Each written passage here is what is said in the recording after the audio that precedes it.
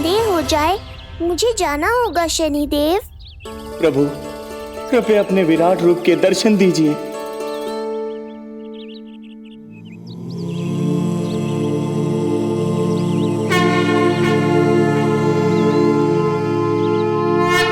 सशंख चक्रम सकिरीट कुंडलम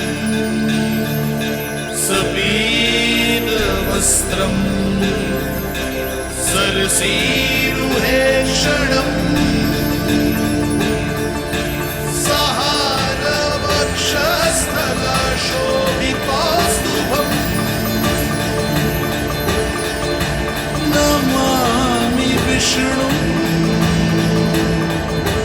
शिरसा चतुर्भुजम्।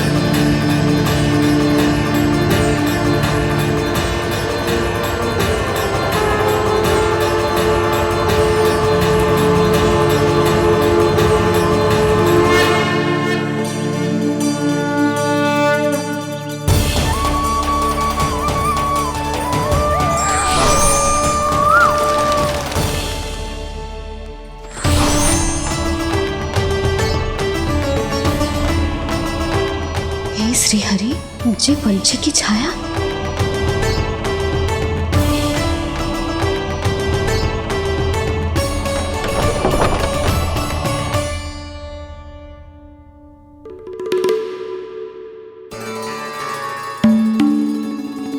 यशोदा, क्या हुआ? क्या देख रही हो? जानवर को लगो जैसे लल्ला की ना कोई पंछी की छाया हो। पंछी?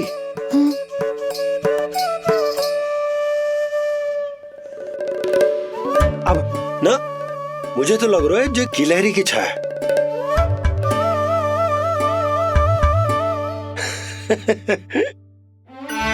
यशोदा, बालक नीलमणि है और बालकों वाले काम तुम कर रही हो।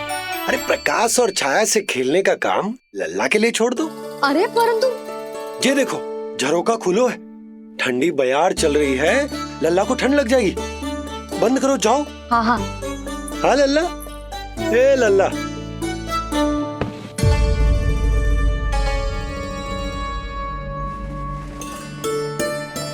आज सब कितने सज धज के आए थे तुझसे मिलने के लिए, जैसे दीपावली हो। अरे लल्ला, सिवाय इनके देखो,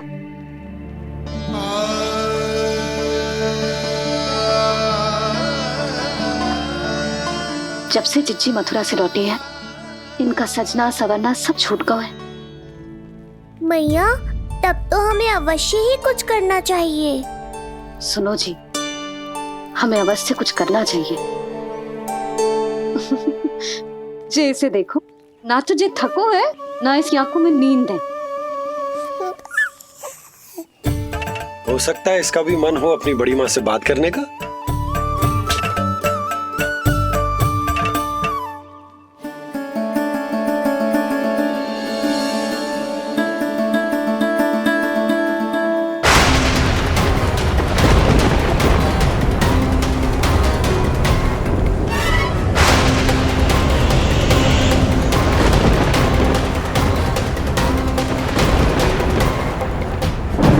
अरे लल्ला, डरने की क्या बात है?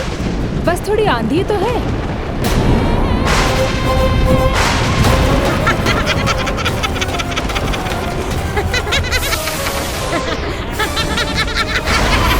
लल्ला, लल्ला, लल्ला, लल्ला।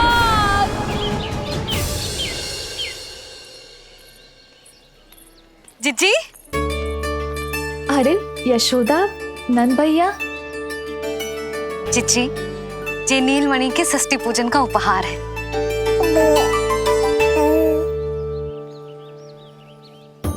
यशोदा, नंद भैया, मैं आप दोनों की भावनाओं का सम्मान करती हूँ।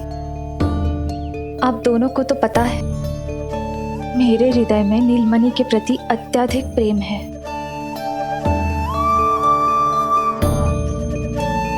यशोदा, तुम तो जानती हो, मैं ऐसे वस्त्र नहीं पहनती। स्त्री का श्रृंगार उसके पति से होता है और मेरे पति तो उस महादुष्ट कंस के कारागार में बंदी है। ऐसे में इस रास रंग का झूठा दिखावा कैसे करूं नंद भैया? अभी समय नहीं हुआ है, इसीलिए विवश हूँ।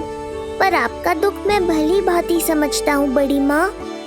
दिन रात ये भय लगा रहता है कि कभी भी उस कंस के सैनिक आएंगे और मेरे पुत्र को मुझसे दूर ले जाएंगे। इस आशंका में मैंने उसका बालपन भी खो दिया है।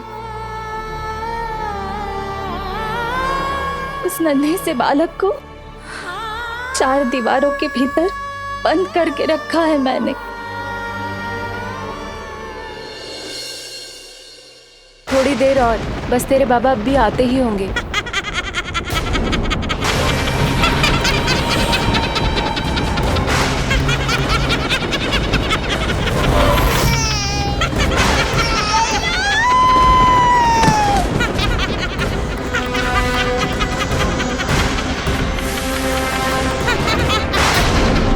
भाभी, आपका पुत्र हमारे नीलमणि का बड़ा भाई। आप उसे खुली हवा में सांस लेने दें।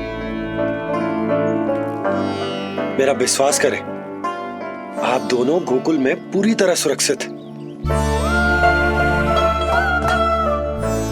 चिच्ची, नारायण के घर देर भले ही है, किंतु अंधेर ना है। बस कुछ समय का कष्ट और है चिच्ची, फिर सब ठीक हो जाएगा। और ये देखो, नीलमणि स्वयं आओ है आपको उपहार देने के लिए। इसे भी मना करोगे आप? नीलमणि, बस आज हट मत करना। मैं तुम्हारी ताऊ जी से मिलूंगी ना, तब नए वस्त्र गहने सब पहनूंगी, साज श्रृंगार करूंगी, तब पूर्ण अधिकार से देना तुम अपना उपहार। किंतु आज नहीं। बड़ी प्रसन्नता की प्रतीक्षा में छोटी छोटी प्रसन्नताओं को त्यागना नहीं चाहिए बड़ी माँ। जीवन तो परमात्मा का उपहार है, उसे जीना चाहिए। चिच्ची, बड़ी प्रसन्नता की प्रतीक्षा में जीवन की छोटी छोटी प्रसन्नताओं का त्याग ना करना चाहिए। जीवन तो परमात्मा का उपहार है, जीवन तो जीना चाहिए। नंदराज, नंदराज, नंदराज, क्या हुआ? भोला बंसी, तुम दोनों यहाँ? जी वो उपनंद जी ने कही थी कि आपको वार्षिक कर के बारे में स्मरण करा दूं, इसलिए हम दोनों चले आए। अरे हाँ, नीलमणि के आने की प्रसन्नता में मैं तो भूल ही गया था। अधिक देर होने पर कंस की दृष्टि में आने का संकट। कोई ना, मैं कल मथुरा जाकर कर जमा करा दूं। अरे किंतु कल तो लल्ला का पालना उत्सव है। सुनो जी, शीघ्र ही आना। भैया, हो सके तो अपने भैया और बहन देवकी का समाचार भी पूछ लीजिएगा। जी भाभी। इस बार कछु समस्या नहीं होनी चाहिए। ये बार आज मथुरा से कछु अतिथि आए थे, उन्हें पता चलो है कंस ने राजा वासुदेव और रानी देवकी को कारागार से बाहर निकाल लो है और अपने महल में रख लो है।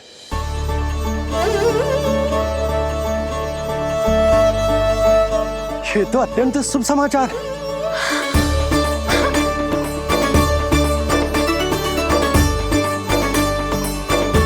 तुमने पहले क्यों ना बताया?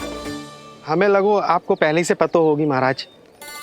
अच्छा ठीक है, जाकर तैयारी करो, कल तुम दोनों भी मेरे साथ चलोगे। जाओ।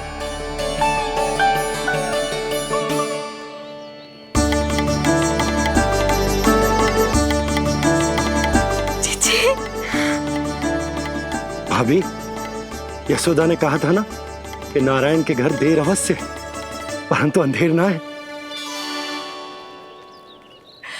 प्रतीत होता है हमारा नीलमणि सबके लिए सौभाग्य लेकर आया है। सच्ची भाभी, नारायण का वरदान है जे बालक। भाभी, अब हमें चलना चाहिए। और हाँ, कल वसुदेव भैया और देव की भाभी से बिना मिले वापस ना आऊंगा मैं। उन्हें कह दूंगा और बता दूंगा कि कितना स्मरण करते हो आप उन्हें। चिच्ची, शुभ समाचार मिलो है। अब तो जो उपहार स्वीकार करना पड़ेगा। हाँ यशोदा, अत्यंत शुभ समाचार आया है और अपने साथ ही आशा भी लाया है कि अब शीघ्र ही उनसे मिलना संभव होगा।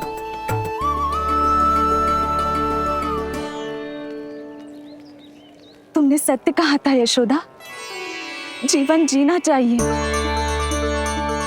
मैं भी जीऊंगी, छोटी छोटी प्रसन्नताओं को मनाऊंगी, अपना ध्यान रखूंगी, फिर से सजूंगी, संवरूंगी। अब जब वो मुझसे मिलने आएंगे, उनका स्वागत करूंगी। उन्हें वैसे ही मिलूंगी जैसे जैसे उन्हें छोड़कर आई थी। मैं आपको आपके दुख से मुक्ति दिलाऊंगा। बस कुछ समय तक और प्रतीक्षा कर लीजिए बड़ी माँ।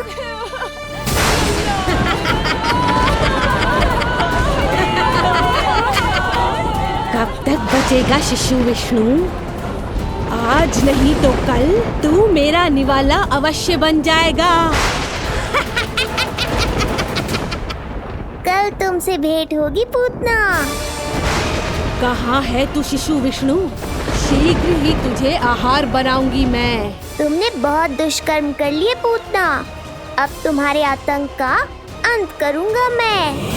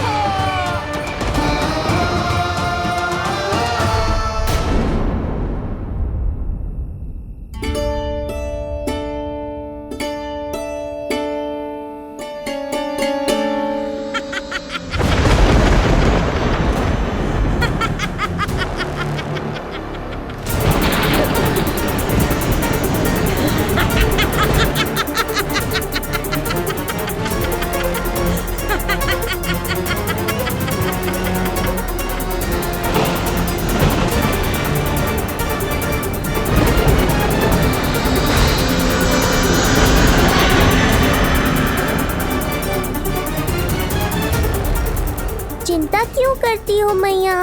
मैं हूँ ना। नेत्र खुले रहे तो मैया पक्का घबरा जाएंगी।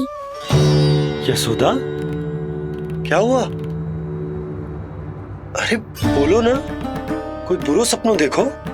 ना, स्वप्न तो ना था, किंतु मेरा मन बहुत घबरा रहा है।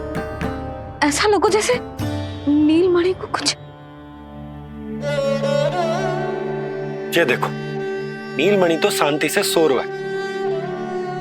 तुम ना व्यर्थ ही व्याकुल हो रही।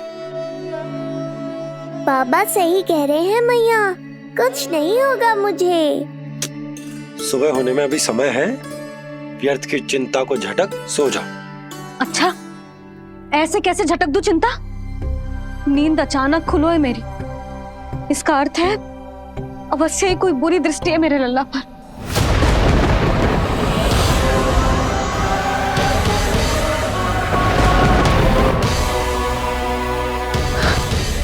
आप भी कल जा रहे हो मथुरा? सुनो जी, जाना आवश्यक है, रुक ना सकते आप। कर जमा करानो है यशोदा, कल अंतिम दिन है। यदि वो निकल गए तो नारायण ही जाने वो कंस क्या करेगा। जानो आवश्यक। पिछले 6 दिन से नित्य कोई ना कोई कर्मकांड संस्कार चल रहा है, इसीलिए तुम थक गई हो। तनिक विश्राम कर लो, सो जाओ। देखो, नीलमणि भी यही कह रहा है कि मैया मोरी विश्राम कर लो, सो जाओ। कल मेरा पालना उत्सव मनानो है कि ना? सो जाओ।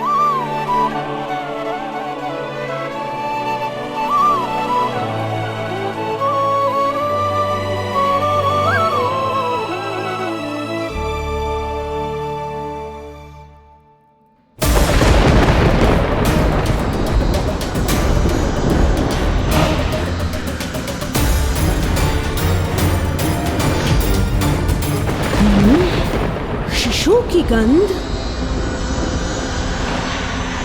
पर अब तो भूख भी मिट गई है। एक रात का समय बचा है बालक, जी ले। कल सूर्य की पहली किरण के साथ अंतिम सांस लेगा तू।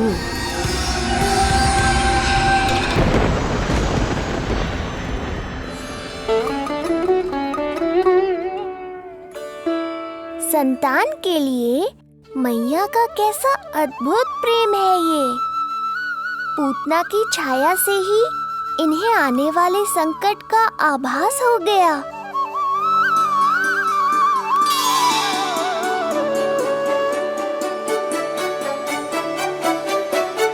जब कोई बैलगाड़ी से यात्रा करता है तो गाड़ी पर चढ़ते ही सामान की गठरी नीचे रख देता है। उसे पूरे समय अपने सिर पे ढोते हुए यात्रा नहीं करता। उसी प्रकार आप भी अपनी चिंता की गठरी मुझे सौंप दो मैया, मैं सब संभाल लूंगा। जैसे आप थपकी देकर मुझे सुलाती हो, वैसे ही आज मैं आपको सुलाऊंगा।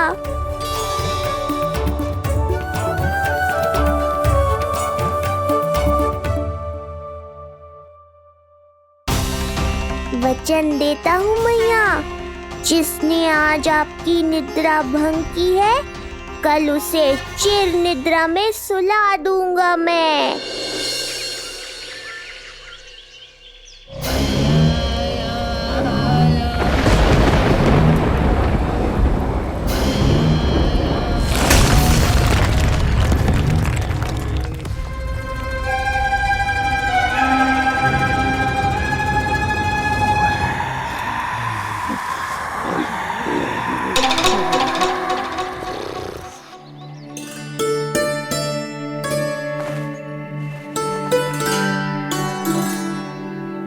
गाड़ी तैयार है नंदराज जी। उपहार और मिठाइयाँ तो ठीक है, किंतु भोजन रखो है कि ना? हाँ भाभी, रख दियो है। और भोजन ऊपर रखो है कि मिठाई? भोजन ऊपर रखो है भाभी। मुझे लगो ही था, अब मिठाइयाँ पिचक जाएंगी ना। हाँ भाभी, तो अभी मिठाइयाँ ऊपर रख देते हैं। क्या होगा बंसी भैया, फिर मिठाइयों का रस भोजन में चला जाएगा ना। मैया ऐसे पूछताछ करोगी तो हड़बड़ा तो जाएंगे ही। अरे भोला बंसी, अरे भोजन और मिठाइयों को अलग अलग रखो भाई। यही कह रही हो ना सुधा?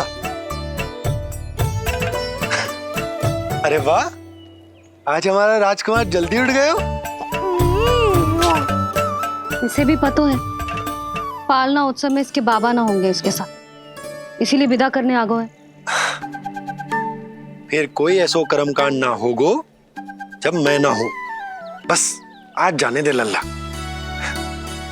सबको जाकर अपने हाथों से मिठाइयां भेंट करूंगा और सबको बताऊंगा कि इतना सुंदर, इतना प्यारा लल्ला का बाबा बन गया मैं।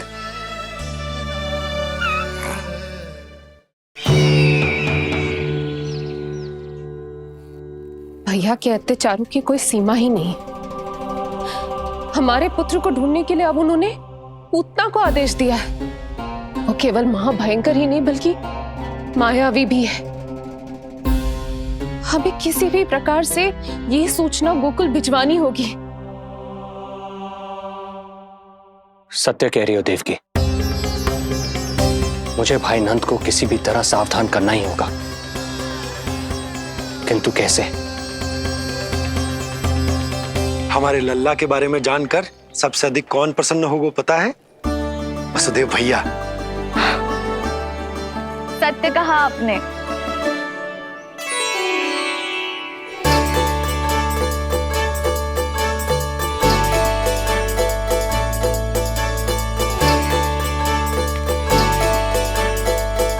बड़ी माँ, नए वस्त्रों में ये हुई ना बात। बहुत बहुत अच्छी लग रही हो रोहिणी जीजी, सच्ची।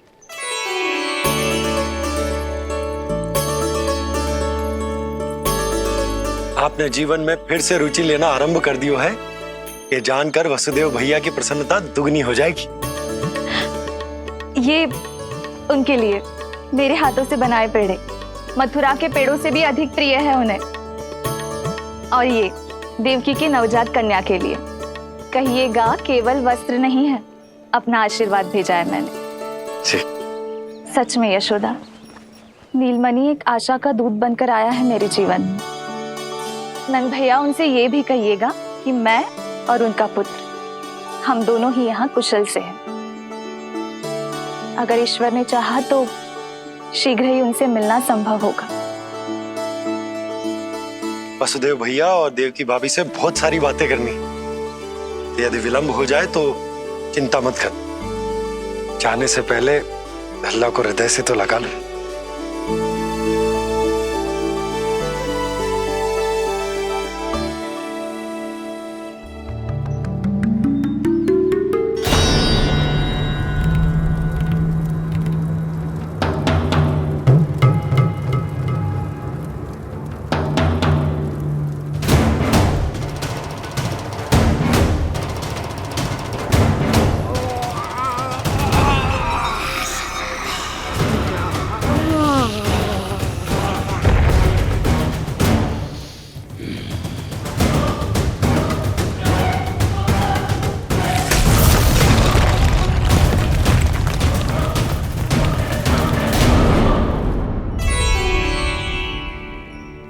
कछु विचित्र सो क्यों लग रहा है मुझे? बाबा, आपका पुत्र है ना यहाँ, सब कुशल मंगल ही होगा।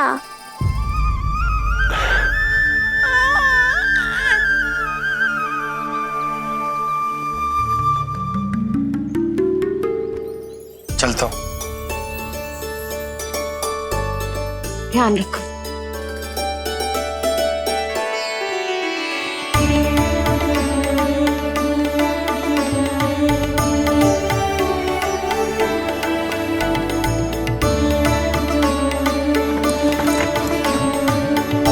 जय राम जी की। जय राम जी की।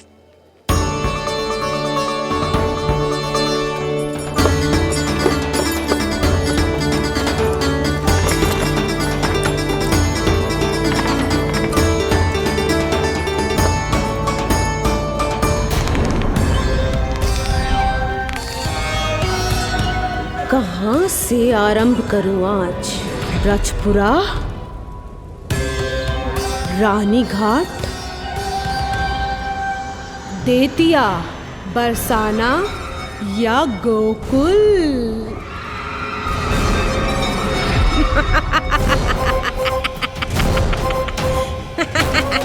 यही तो चाहता था मैं कि तुम यहाँ आओ।